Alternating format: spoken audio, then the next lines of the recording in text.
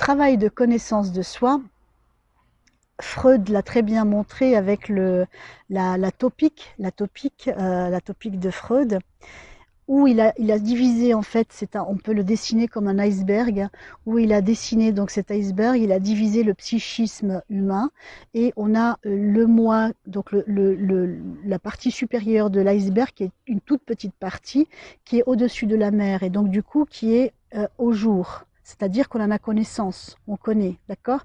Et ensuite, juste en dessous dans la mer, on a le préconscient, le subconscient, et ensuite, dans les profondeurs, on a l'inconscient, c'est-à-dire la partie complètement inconnue qui est refoulée, immergée dans l'océan, dans la mer.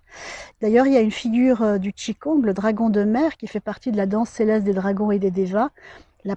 C'est la première figure, le dragon de mer, qui introduit en fait tout le reste des autres dragons et qui en fait signale que ce Qigong va être un travail d'introspection, de connaissance de soi.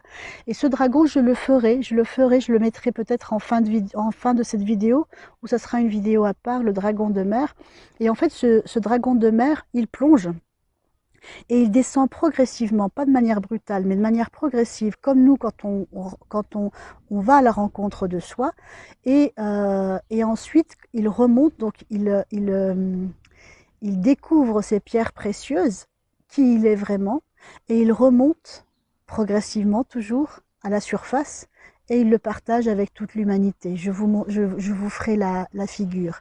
Donc le travail en fait de connaissance de soi, c'est vraiment de plonger dans ces profondeurs, dans l'inconscient, et d'aller, avec la lumière de la conscience, aller éclairer toutes ces parties qu'on ne connaît pas, qui sont dans l'obscurité.